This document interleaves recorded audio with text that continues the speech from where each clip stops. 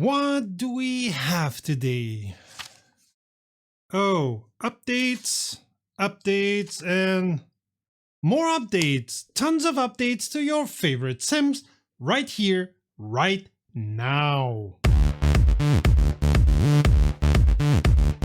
Today's video is dedicated to the WRC drivers who are standing up to the censorship of the FIA and going one further in bravery, especially to the incredibly brave people of Ukraine who have for 3 years already fought back and survived the second armed invasion on their soil by Putin's troops. Slava Ukraina, Crimea is Ukrainian, Ukraine is Europe. Greetings Romy, you're watching Rum, the channel sharing the joy of sim racing and a regular news roundup, our weekly sim racing news. Thanks to all those who come here often, especially those who subscribe, and even more, our patrons. My name is Serta and I will be your host for this video. If you enjoy sim racing, subscribe to our channel and join our Discord, and if you want to help us spread the joy, become a patron. Updates! Everything moves, everything changes, so we have a bunch of sims with updates and pretty interesting content, and this Thursday you can catch up on our opinion to some of them in our monthly podcast. Besides that, a possibly illegal change in iRacing software, illegal at least if you are a citizen of the European Union. But that's not for me to decide, but the courts and maybe the management of iRacing. I can decide only when to start the news, which is now. At last, drifting arrives at RaceRoom. We had given you already a taste of what was to come in our interview with JF at the Sim Racing Expo last year. See the link up there. But now you can experience it yourself with the BMW E30 M3 and the BMW G82 M4 in their drift versions. Both are cars driven by the Red Bull Drift brothers. Each are available on RaceRoom for a bit over €6 USD each. Of course, drifting around in already existing tracks is not bad, and I've seen beautiful convos on classic tracks, but let's not forget the world is full of specially built tracks for drifting, and it starts with the RaceRoom Raceway Drift Arena, which looks very much like the drifting arena they were showcasing at the Sim Racing Expo that allowed visitors to have a go at it. Also, RaceRoom brings Genting Highlands, a long hill climb in Malaysia, which you can race, uses hill climb or for drifting. While it's not the first hill climb track on RaceRoom, it's the first that can be done in multiplayer, as the other two are single player only. In RaceRoom, you will be able to race Genting Highlands with up to 10 people, if you pay the €7 USD and change they want for it. Then there's the fantasy track Twin Forest, which is made for one-on-one races in the style of the Race of Champions, but I suppose you can use it for drifting too. Twin Forest again costs a bit over €7 USD.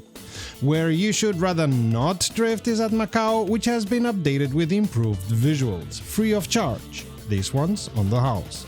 Coming back to drifting, RaceRoom are teasing new cars and tracks in the future, as they clearly state this is only the beginning.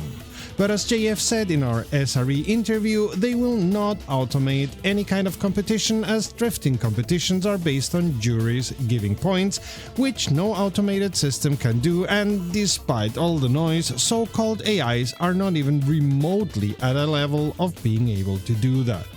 What is automated is the ranked multiplayer RaceRoom are working on, which is expected to be released in Q2 of this year. While there is some kind of this in RaceRoom already, now RaceRoom will more finely separate drivers by their skill than they did before. And yes, this is separate from your ranking in low fuel motorsports. Together with the content update, RaceRoom also did a regular software update, as is the norm, with AI improvements, aero adjustments all around, changes in setups and dampers for a lot of cars, and some graphic tweaks to cars and tracks, including, as we said above, a Macau update as well as an update of Zolder. American and Euro Truck simulators are going open beta once again to let people test the games in what should become the 1.54 version. The cargo system is being changed now, making cargo and trailers independent from each other. These frees up disk space and may allow for some expansion of the way cargo is handled in the future. What that could be is anybody's guess, and it sounds as if SCS are still thinking about it. Adjusting the track, your seating position and so on is now all in one menu, all with similar structure and the same interface. Same goes for adjusting the mirrors. They are also changing the way the games calculate physics, moving the logic to the NVIDIA physics system, which has been stable and usable for a long time. Collision detection as well as the results of collisions will be more accurate. And while you can revert back to the old physics, be aware that the path to physics seems to be non-revertible. Also, if and when you finish the driving academy, you'll get some rewards. In ETS2, you will be able to use the Volvo FH, Series 5, Series 6 and the Iveco S-Way in the driving academy now for the first time. iRacing are generating and collecting telemetry data in anonymized form, which is turned on by default and of which you have to expressly opt out. According to the lawyers we've consulted, this is not in line with European data protection laws, so there may be a lawsuit in the making there. But I'm personally not a lawyer and neither play one on TV. ESA are teasing the landing, pun intended, of Stadium Supertrucks at last to Automobilista 2. There's other things cooking too, but at the moment we're not allowed to tell you about them. Sorry. Project Motor Racing announced the arrival of the Gilet Vertigo to the Sim, a Belgian car with an Alfa Romeo engine from the end of last century, or beginning of this, depending on which version of the Vertigo you use for measurement. In any case, the Sim will have the car in its 2004 racing configuration, and it's a beauty, isn't it? Numbers time! We have big numbers, the most beautiful numbers. We have numbers you wouldn't believe, huge numbers, but not as huge as the numbers of the last month, for the most part. While February was not very warm in my neck of the woods, it seems it was okay enough for people to do other things than sim racing, leading to a small decline towards over 33,000 daily average users, which is still over 4,000 daily users more than last year, mind you. Of course, that means usage numbers are down again in most sims, although LMU of all possible candidates buckles the trend, reaching numbers R Factor 2 could only dream of. Good for motorsport games who are barely surviving. Two other candidates make sense as they had gone against the grain already in past months. The two most used rally sims, Dirt Rally 2 and EA Sports trademark WRC, with TR2 almost doubling the number of users of EA.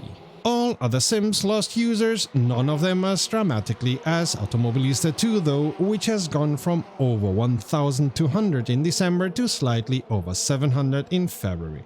Still big numbers for Automobilista 2, but it's the loss of almost half of the user base they had in December. The low fuel motorsports uptick didn't last very long. If you like what you see, how about supporting us? A like and a comment to tell the almighty algorithm we are worth watching are a good start. Subscribing is even better, and what really helps us grow is you becoming a patron, as YouTube's income is tiny for us sim racing channels. Patrons get access to exclusive content and are involved in our decision. Help us grow with your support. Help us keep spreading the joy of sim racing. Become a patron today. We already told you last week, see the link up there, about the content update LMU had planned for this week. Of course, a new content drop means a new software release, and with it, some big fixes and corrections. Adding to the mentioned Aston Martin, Porsche and Ford Mustang, they also added a COTA National layout, as well as extra Bahrain layouts, a Fuji Classic layout with no chicane, and other new layouts for different other tracks, including a layout for Spa that allows a grid for 62 cars, something Automobilista 2 can only dream of.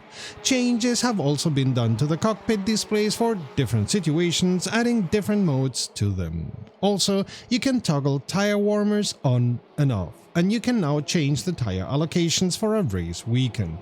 The AI paths for blocking and defending have been corrected in almost all tracks, the ERS light added to most cars, and most of the cars got some small corrections here and there.